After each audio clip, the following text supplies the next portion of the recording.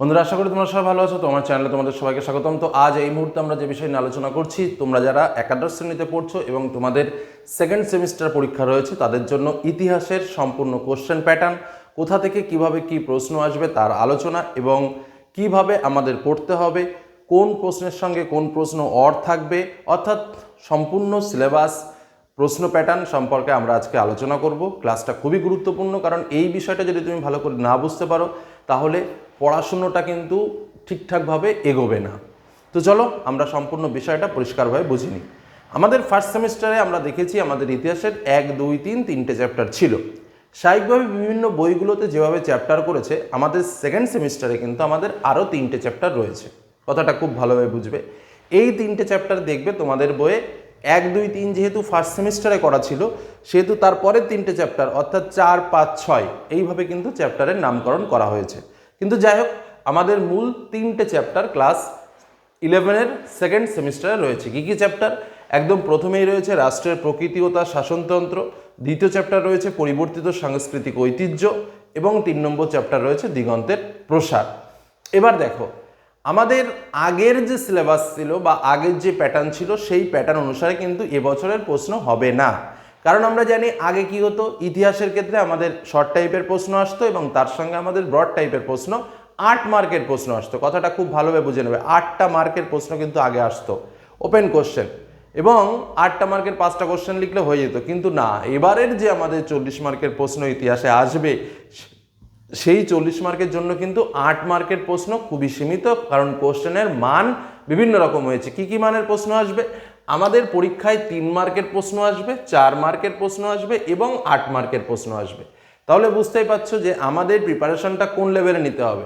3 মার্কের প্রশ্নের জন্য প্রিপারেশন নিতে হবে, 4 মার্কের প্রশ্নের জন্য প্রিপারেশন নিতে হবে এবং 8 মার্কের প্রশ্নের জন্য প্রিপারেশনটা নিতে হবে। যদিও এই 3 মার্কের প্রশ্ন এবং 4 মার্কের প্রশ্নের প্রিপারেশনটা প্রায় একই লেভেলের থাকবে, কারণ প্রশ্নের গঠনগুলোও ঠিক একই রকমেরই হয়।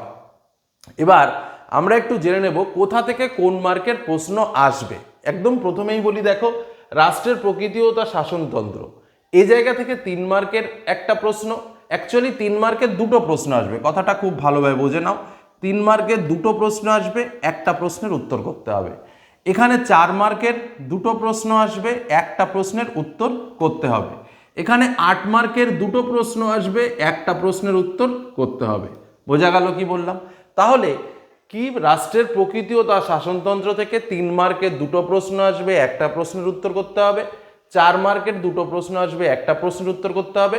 8 মার্কের দুটো প্রশ্ন আসবে, একটা প্রশ্নের উত্তর করতে হবে। ওকে, নেক্সট আমাদের রয়েছে পরিবর্তিত সাংস্কৃতিক ঐতিহ্য, যেখান থেকে 3 মার্কের আমাদের 4টে প্রশ্ন আসবে, আমাদের দুটো প্রশ্নের উত্তর করতে হবে।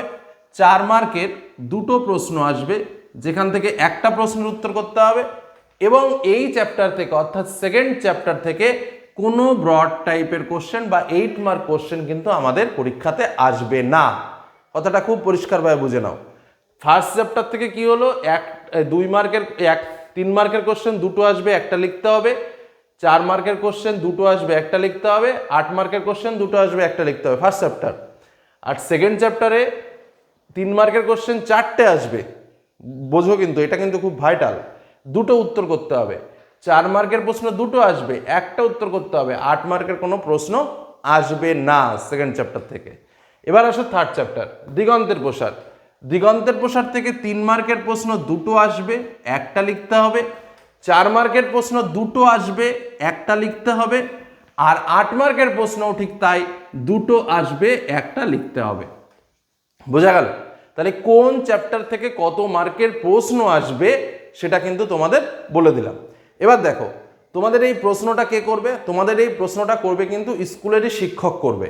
এটা কিন্তু খুব ভাইটাল, অর্থাৎ তার ক্লাসগুলো একটু ঠিকঠাকভাবে করবে, তিনি কোন দিকটা বেশি নজর দেয় সেটা করবে। আমরা ইম্পর্টেন্ট কোশ্চেন সাজেশন হিসেবে অবশ্যই তোমাদের সামনে তুলে ধরবো, কিন্তু ক্লাস মেনটেন করা কিন্তু এটা তোমার নিজস্ব ব্যাপার। আর যেহেতু এবার বোর্ড পরীক্ষা বা বোর্ডের কোশ্চেন করবে না, সেহেতু পশ্চিমবঙ্গের প্রত্যেকটা স্কুলের টিচার কিন্তু এক রকম করে কোশ্চেন করবে। কি বললাম বোঝা গেল? যার জন্য আমাদের সাজেশনটা যখন তোমাদের সামনে তুলে ধরবো, তখন কিন্তু একটা স্কুল কেন্দ্রিক আমরা সাজেশন তুলবো না, আমরা ওভারঅল গ্রোথটা ভেবেই কিন্তু একটা সাজেশন তোমাদের সামনে তুলে ধরবো। অর্থাৎ সেই দিক থেকে দাঁড়িয়ে প্রশ্ন সংখ্যা কিন্তু সাজেশনে একটু বেশি থাকবে। তার কারণ ভাবনা চিন্তাটা ওইভাবেই কিন্তু তোমাদের সামনে আমরা রিপ্রেজেন্ট করবো, যাতে তোমরা পরীক্ষাতে কমন পাও। সাজেশন কয়েকদিনের মধ্যেই তোমাদের সামনে তুলে ধরবো, চ্যানেলের সঙ্গে থাকো, সমস্ত কিছুই পেয়ে যাবে। এবার তাহলে আমরা কোশ্চেন প্যাটার্নটা বুঝতে পারলাম। তাহলে দেখো, আমাকে 3 মার্কের মোট কটা প্রশ্ন লিখতে হচ্ছে পরীক্ষাতে? 3 মার্কের আমাকে মোট 4টে প্রশ্ন লিখতে হচ্ছে। আচ্ছা, 4 মার্কের আমার কটা প্রশ্ন লিখতে হচ্ছে? 4 মার্কের আমার 3টে প্রশ্ন লিখতে হচ্ছে। আর 8 মার্কের আমার কটা প্রশ্ন লিখতে হচ্ছে? 2টো প্রশ্ন লিখতে হচ্ছে। তাহলে মোট মানে 3 মার্কের প্রশ্ন পরীক্ষাতে আসছে কটা? 4টে আর 2টো 6টা আর 2টো 8টা কোশ্চেন আসছে। মোট 8টা কোশ্চেনের মধ্যে 4টে কোশ্চেন লিখতে হচ্ছে। এবার কোশ্চেনটা কিভাবে আসবে?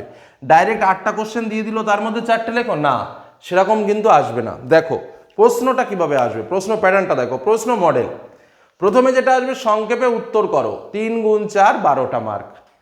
প্রথম এক দাগে একটা প্রশ্ন, তার সঙ্গে অথবা দিয়ে একটা প্রশ্ন, মানে এই যে রাষ্ট্রের প্রকৃতিগত শাসনতন্ত্র এই চ্যাপ্টার থেকে প্রথমে একটা প্রশ্ন দিল, অথবা এই প্রশ্ন, মানে এই দুটোর মধ্যে একটা লিখতে হবে। 2 দাগেও ঠিক তাই, এইটা অথবা এইটা, আর 3 দাগেও তাই, মানে 2 এবং 3 এই দুটো প্রশ্ন আসবে সেকেন্ড চ্যাপ্টার থেকে, মানে এই চ্যাপ্টার থেকে, পরিবর্তিত সাংস্কৃতিক ঐতিহ্য। এইটা লেখো অথবা এটা লেখো, এটা লেখো অথবা এটা লেখো। আবার ঠিক দিগন্তের প্রসার থেকেও তাই, দুটো প্রশ্ন আসবে, এটা লেখো অথবা এটা লেখো। এইভাবে কিন্তু আমাদের পরীক্ষাতে প্রশ্নগুলো আসবে। নেক্সট আমাদের এটা গেল 3 মার্কের প্রশ্ন। এবার আমরা আসি 4 মার্কের প্রশ্ন। 4 মার্কের প্রশ্নের ক্ষেত্রে যদি দেখো, তাহলে ফার্স্ট চ্যাপ্টার থেকে 4 মার্কের কোশ্চেন দুটো আসবে বলেছিলাম। তাহলে এক দাগে এইটা লেখো অথবা এটা লেখো, এইভাবে দুটো প্রশ্ন। সেকেন্ড চ্যাপ্টার থেকেও তাই, কটা বলেছিলাম? একটা আসবে, তাহলে এইটা লেখো অথবা এইটা লেখো।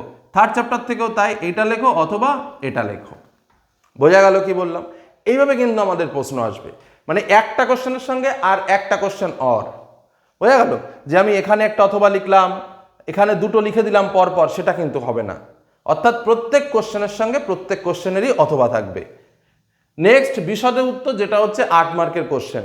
8 মার্কের কোশ্চেনের থেকে ঠিক একইভাবে প্রথম চ্যাপ্টার থেকে দুটো প্রশ্ন আসবে, এই প্রশ্নটা অথবা এই প্রশ্নটা। আর দ্বিতীয় প্রশ্নেও তাই, দুটো প্রশ্ন আসবে, এই প্রশ্নটা অথবা এই প্রশ্নটা, যেটা আসবে কোন চ্যাপ্টার থেকে? 3 নম্বর চ্যাপ্টার থেকে।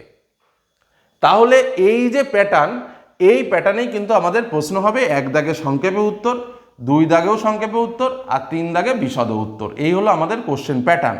টোটাল 4 মার্কের কোশ্চেনে থাকছে আমাদের 3 মার্কের কোশ্চেনে 12 মার্ক, আর সংক্ষেপে উত্তর আমাদের হচ্ছে 12 মার্ক, 12 12 24, আর এদিকে দুটো 8 মার্কের কোশ্চেনে হচ্ছে তোমার 16 মার্ক। এই মোট হলো আমাদের 40 মার্কের সেকেন্ড সেমিস্টার পরীক্ষা। আর ফার্স্ট সেমিস্টার পরীক্ষা 40 মার্কে হয়ে গেছে এই দুটো বিষয়। আর প্রজেক্ট, যেটা স্কুল থেকে দায়িত্ব নিয়ে তোমাদের কাছে চেয়ে পরীক্ষার আগেই নিয়ে নেবে, সেখানে হচ্ছে 20। এই তিনটেকে যোগ করে তোমার ক্লাস 11-এর ফাইনাল মার্কশিট বেরোবে, একইভাবে ক্লাস 12-এরও বেরোবে।